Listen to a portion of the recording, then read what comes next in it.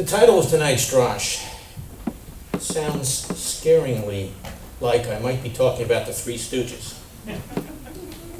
Those three great Jewish funny men with all kinds of wisdom. However, if you contemplate tonight's parsha, if you listen to it carefully, it begins and ends almost identically with the death of Jacob and the oath taken to make sure his body ended up back in Israel. And then it concludes with the death of Joseph, and with the same request, with the same oath, that his body end up back in Israel. And then if you add tonight's Haftorah, as you heard it, you've got the death of David. All this leads us into next week as well, so if you contemplate tonight's Parsha and Haftorah in next week's, you might subtitle the sermon, the drash, Three Deaths and a Birth. On the other hand, that may sound alarmingly like one of our favorite movies, Three Weddings and a Funeral. Actually, I was at least partially inspired by the Jerusalem Post.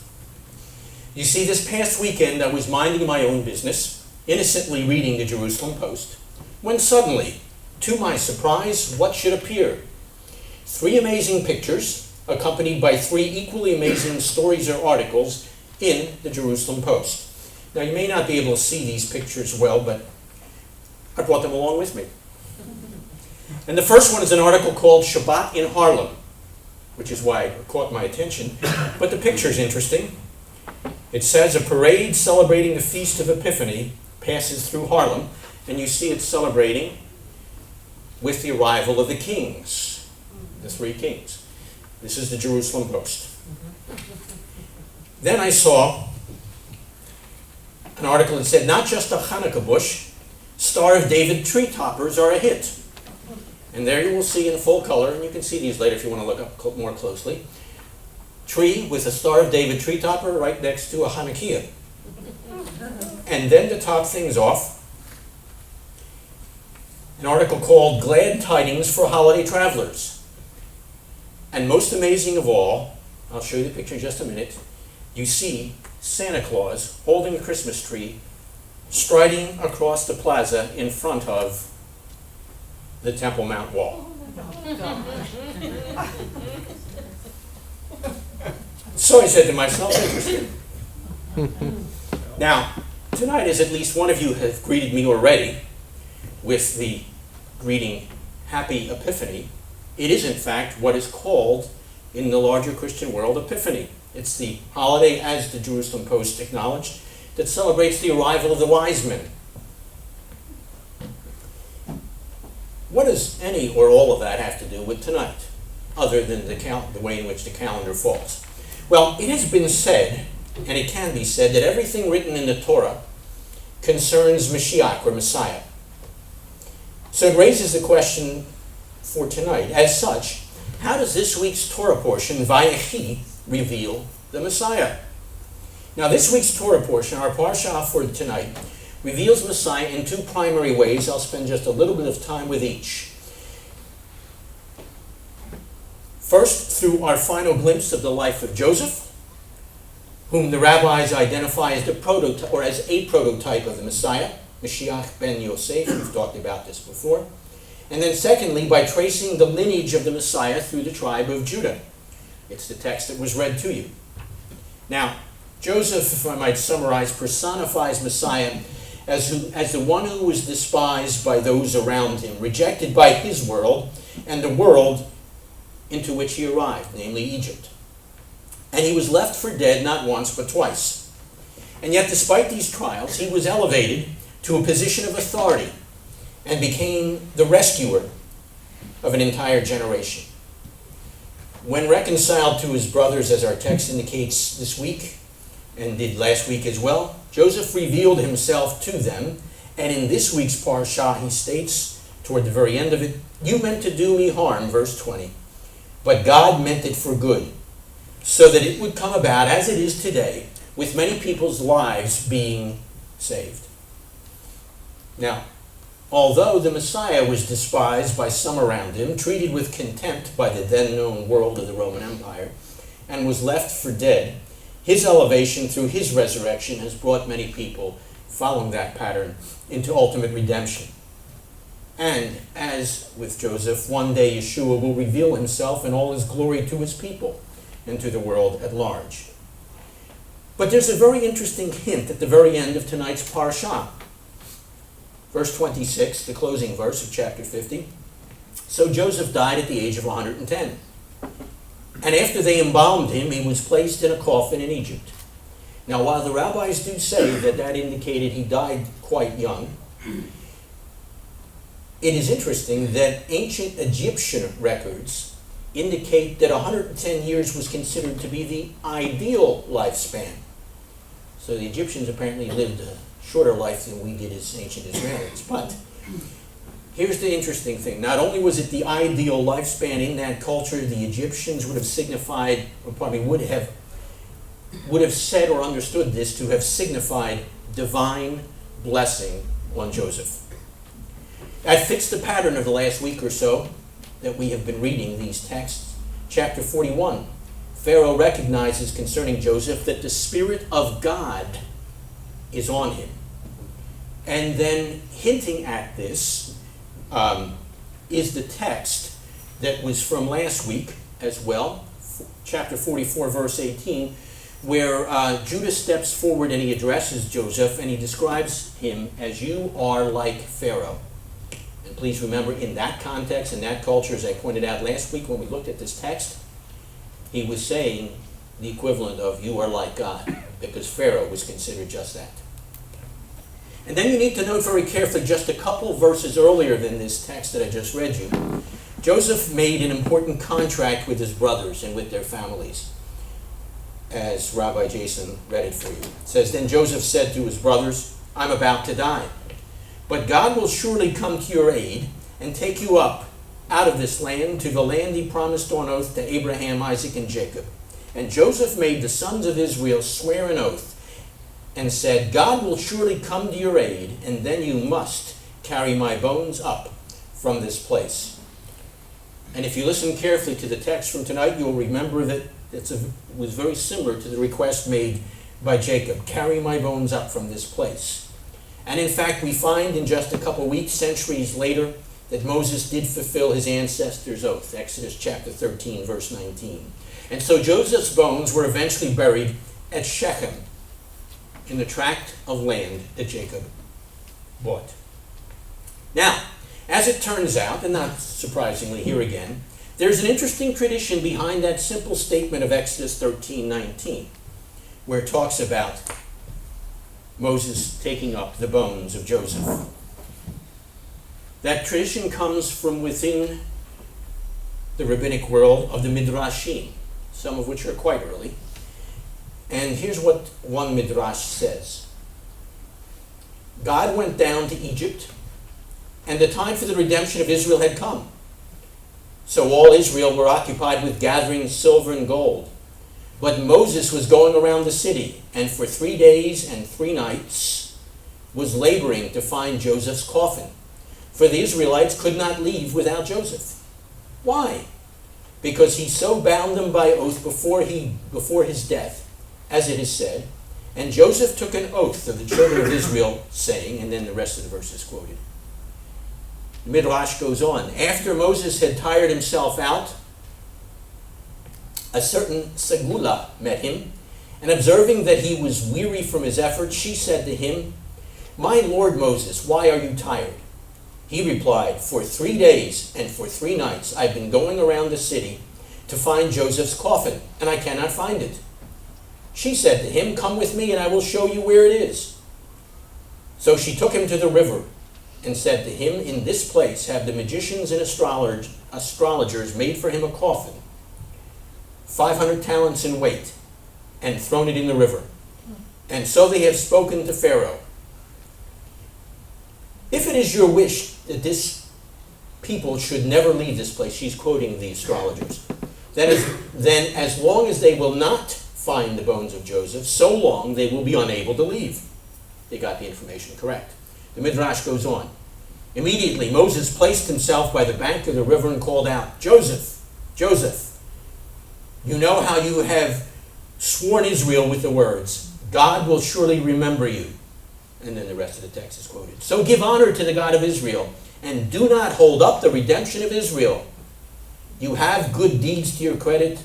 Intercede then with your Creator and come up from the depths. And immediately Joseph's coffin began to break through the waters and to rise from the depths like a stick. Moses took it and placed it on his shoulder and carried it, and all Israel followed him. And while Israel carried the silver and the gold they were taking away from Egypt, Moses was carrying Joseph's coffin. Now, that interesting phrase, 3 days and 3 nights, is an important image. And it's a literary connector. And I'm not going to connect it where you think I'm going to connect it, although it can be connected there as well. It's a literary connector back to late Second Temple Jewish literature in a series of texts called the Testaments of the 12 Patriarchs. And I'm going to quote just a line from there. Joseph had to spend 3 days and 3 nights in the pit where they planned to kill him before he was sold. Now, remember, as far as Jacob was concerned, and for all practical purposes for his brothers as well, Joseph was dead. And this is reflected in last week's Parashah, when Jacob and Joseph meet. In chapter 45, verses 27 and 28, we read, "But they told him all the words," talking about Jacob, "they told Jacob all the words that Joseph instructed them to say. And he saw the carts that Joseph had sent to carry him. And then Jacob, their father, revived and felt more alert. Then Israel said, 'What a tremendous surprise that my son is still alive.' So Israel said to Joseph, 'Now I am ready to die because I've seen you and you are still alive.'" Now I want you to notice something interesting in that text. And it's intentional. In verse 27, Jacob is called Jacob. Big surprise. But in verse 28, he's been transformed and restored to being Israel, the one who wrestles with God and succeeds, a prince with God. And of course, this is the name that God gave him and speaks his true destiny. His destiny was not to be, as he was before he saw Joseph, a bereaved, a depressed man in a starving clan. But he was to be the one who is a prince with God. And as the text unfolds, rich enough to bless Pharaoh himself. Next chapter, it says, "Finally Joseph brought his father, Jacob, to meet Pharaoh. And Jacob gave Pharaoh a blessing." Yeah, is right. You see, Joseph's resurrection, so to speak, transformed Jacob. But as we spoke about it last week, and again appears in this week's Parashah, Judah is an important actor in tonight's drama as well. Now, there's a strange, ambivalent relationship that exists between Joseph and Judah. It was Judah, years before, who had devised a plan to fake his brother Joseph's death and then to sell him off into slavery. He did this to prevent his brothers from killing Joseph. And it is also Judah who became the protector of Benjamin, offering himself in slavery so that the youngest of Jacob's sons might be spared. So Judah is truly a prince among his brothers, the one whose descendants in our text Jacob prophetically announces will continue to carry the rulership of Israel. Judah, of course, is the ancestor of Jesse, the father of David, whom we reflected on in the Lecha Dodi portion from this evening. He is, in fact, a prototypical king of Israel. David is, whose father or ancestor was Judah, and he's the ancestor of the Prince Messiah. Judah is the ruler among his brothers. Joseph, on the other hand, interestingly enough, is a ruler among the Gentiles, a suffering servant of all people. Joseph is to Judah, and I used this imagery last week, as the hidden side of the moon is to its bright face. So it raises a question. Who is really the most important of the brothers in our text? Joseph or Judah? Well, at the outset of the Joseph stories, which we began several weeks ago, it's clear that at least Jacob believed originally that it was Joseph. Remember, after all, Joseph is the one who receives the coat of many colors from his father, which may very well be an indicator of the birthright. And yet, by the end of the sequence of events that we have here, Jacob has changed his mind. And so it is to Judah that he says, "You are to be acknowledged master by your brothers. The scepter of rulership shall never depart from Judah, nor the lawgiver from between his feet." And then unto him, he goes on to say, unto Judah shall be the gathering of the nations, not just his brothers, but of the nations as well. So Judah is granted the birthright. What happened and why? Well, the dramatic change in Judah is clearly delineated in the biblical texts.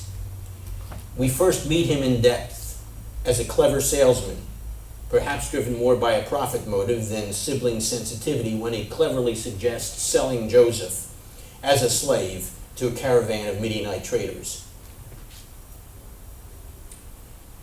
He does so rather than having the brothers leave their helpless and hapless brother in the pit, waiting for the scorpions to unleash their poison. Now, while this is true, yet we cannot overlook the fact that the brother who actually initiates Joseph's sale into slavery is none other than Judah. From the moment he's sold, Joseph's fate appears to be sealed. The likelihood of any of his brothers ever seeing him again is virtually non-existent. Thanks to Judah, Joseph is as good as dead. But what happens? More than 2 decades later, when Judah makes a selfless plea to the Grand Prince of Egypt, last week's text, his plea is that instead of imprisoning the youngest son of Rachel as a slave in Egypt, because the missing goblet was found in Benjamin's sack, he, Judah, will stand as a substitute. And so we see a total turnaround in the character of Judah. He emerges as the classic penitent person, since true repentance involves correcting one's sin or flaws or faults at its core. If in the past he was instrumental in turning Joseph into a slave, then the only possible restoration is for Judah to now make himself a slave instead of Benjamin. This nobility of spirit demonstrated Judah's willing sacrifice of his own life. And by doing so, hear me carefully, he sets himself up as a spiritual descendant of Isaac at the Akedah, where Isaac was willing to sacrifice his life at his father's hand. And that's enough to thrust Judah into a position of leadership. So this week's Parsha hints at Messiah by tracing the messianic lineage back through the tribe of Judah. The scepter shall not pass from Judah, the text says, nor the ruler's staff from between his feet. The text goes on to say, until Shiloh comes. Shiloh, an interesting term that the rabbis speculate about. It has been frequently understood within Jewish tradition as referring to the Messiah. You find this, for example, in Targums. One Targum reads, and by the way, the great Rabbi Rashi and biblical commentator reads it the same way, translates or reads until Shiloh comes as, and I'm quoting, until the Messiah comes, to whom the kingdom belongs. A later Targum paraphrases the verse and says, until the time that King Messiah shall come. And our rabbis in the Talmud confirm that the term Shiloh refers to Messiah as well. My ancient namesake, Rabbi Yochanan, I'm quoting the text, taught that the entire world was created for the sake of the Messiah. What is his name? The school of Shiloh taught that his name is Shiloh. Now you might say, of course they teach that. But please, the reason they were called the school of Shiloh is because of the meaning of the name. And then they quote, as it is written, until Shiloh comes, and it is he whom all the peoples will obey. And then in the Midrash on the book of Proverbs, the names of the Messiah are listed, and one of those names listed is Shiloh. A later medieval Midrash on this verse says, he, the Messiah, is called by the name of Shiloh because all the nations are destined to bring gifts to King Messiah. As it is written, in that day shall the present be brought to the Lord of hosts. Interesting. The nations will come to bring gifts to King Messiah. That is that midrashic reflection on our text here. So, not surprisingly then, the Haftorah for tonight's Parsha speaks of David, the great king, and of God's promises to him through that great contract, the Davidic covenant, and speaks as well of the ascension of David's great son, Solomon. Let me remind you of the text that was read. David is saying to Solomon, "The Lord will fulfill the promise he gave me, that if my children and their descendants watch their step and are faithful to God, one of them shall always be the king of Israel. My dynasty will never end." And as if to fulfill those words, the beginning of that promise, verse 12 goes on to say, "And Solomon became the new king, replacing his father David, and his kingdom prospered." Wonderful imagery. But let me point out,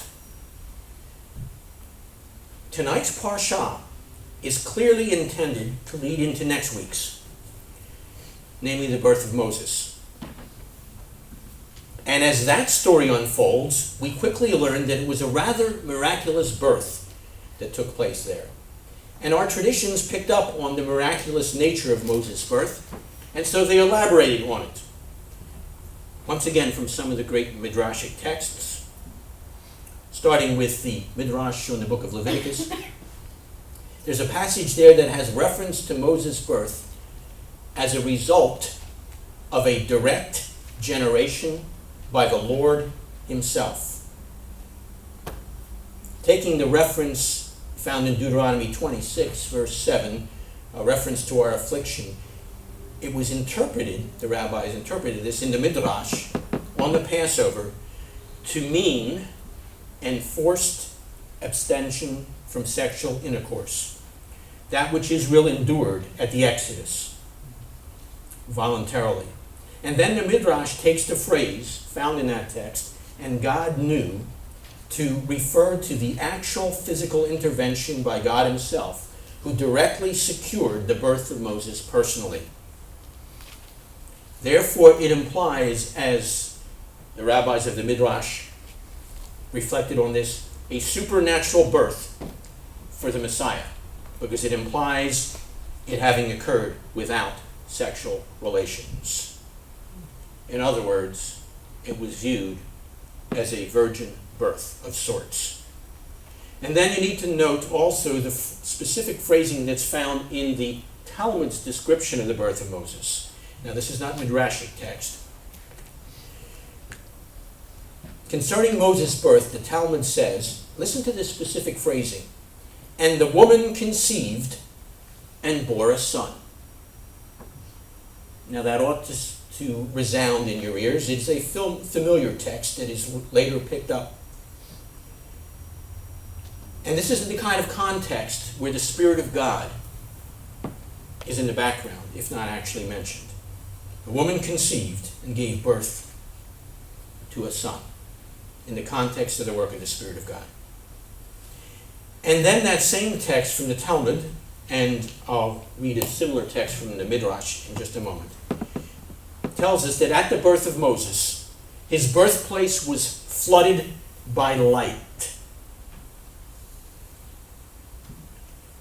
The Midrashic text reads, "The sages say when Moses was born, the whole house became flooded with light. For here it says, and she saw him that he was a goodly child." Going on into the next verse, "And his sister stood afar off," reflecting on Exodus 2, verse 4.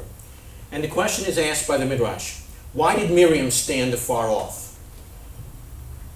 Rabbi Amram, in the name of Rav, said, "Because Miriam prophesied, my mother is destined to give birth to a son who will save Israel. And when the house was flooded with light at the birth of Moses, her father arose and kissed her head and said, 'My daughter, the prophecy has been fulfilled.'" I trust you're picking up on the imagery because other writers intended for us to pick up on that imagery, particularly those describing events that took place a couple thousand years ago at approximately this time. Now, the Second Temple Jewish tradition in Second Temple Jewish tradition, the story of Moses, as you can see, had gained some important additional features. In the version of the story that's found in Josephus, as well as in the Targum and later Rabbinic Midrash, in that version, Pharaoh's killing of the Hebrew children was no mere strategy for population control. It was, in fact, prompted by a direct prophecy of the birth of Israel's liberator. The prophetic warning there in that version of the story of Moses is variously attributed to a sacred scribe or to astrologers. According to Josephus, sacred scribes, wise in foretelling future events, told Pharaoh that a Jewish child would be born who would bring the Egyptian domain down low and would raise the Israelites. That's the end of the quote from Josephus. As a result of the prophecy described by these scribes, Pharaoh decides to kill the baby boys. And then back to that Talmudic passage that I mentioned earlier.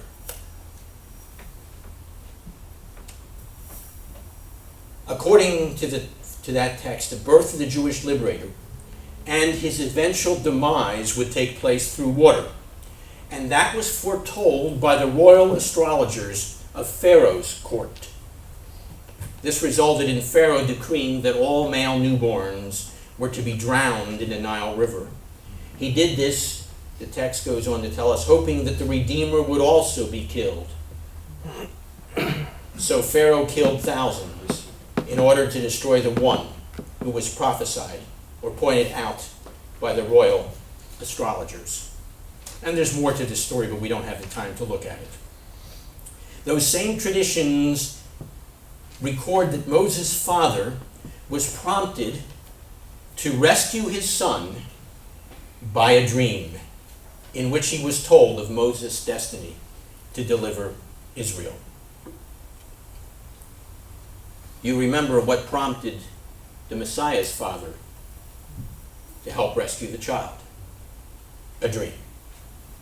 And so he fled for his own safety as a result of his father's dream. Now, about this time of year, there were several ancient travelers who were part of a camel caravan some 2,000 years ago. Their journey began almost 2 weeks earlier near the banks of the Euphrates River, east of Israel. That journey was nearing its end. It had been a long trip, but the conversation would have been, I would think, quite enlightening and spirited. They might even have discussed the news of the day. Well, maybe in that time, the news of the week or the news of the month. And given the origin of their trip, the recent headlines might have been part of their discussion. For example, Iraqi head seeks arms. That actually was an actual newspaper headline, by the way. But it seemed to fit for this time period. Actually, given their probable identity as Jewish counselors to the royal courts of the former Persian Empire, or at least those who were familiar with the great Jewish texts, these travelers on camels probably would have discussed the text that we have looked at tonight, which is part of my reason for looking at those texts, in addition to what I saw in the Jerusalem Post. By the way, tonight's Parsha and Haftorah would have taken place about 5 days earlier, and next week's Parsha and Haftorah would be read in just a couple days in their time period. And speaking of next week's Haftorah, what does it say? Well, I'm glad you asked, so let me quote several verses. Isaiah 27 and 28 is a Haftorah. It begins by saying, "The time will come when Israel will take root and bud and blossom and fill the whole earth with her fruit." It's an image that is very similar, consciously, intentionally similar, to the description of the Messiah several chapters earlier in Isaiah chapter 11, verse 1. There is now a stump of Jesse, but out of it will take root once again the dynasty of David, and it will blossom and fill the whole earth. Verse 12. "Yet the time will come when the Lord will gather them together one by one like hand-picked grain, selecting them here and there from his great threshing floor that reaches all the way, interestingly, to the Euphrates River. In that day, the great trumpet will be blown, and many about to perish among their enemies, Assyria in Egypt. You know where Assyria is? Along the Euphrates River. They will be rescued and brought back to Jerusalem to worship the Lord in his holy mountain. And then near the end of the Haftorah text, then at last, the Lord himself will be their crowning glory.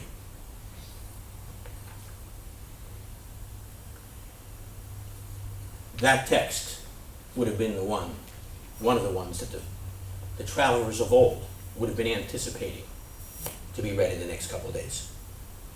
Someone once wisely said, life is not measured by the number of breaths we take, but by the moments that take our breath away. Friends, that was part of the experience of those ancient travelers from the East on this night over 2,000 years ago. And let me suggest we need to make it part of our experience as well. And our motivation and our vision through the coming months should derive from it also. Take the next minute or so for a time of reflection and response in quiet.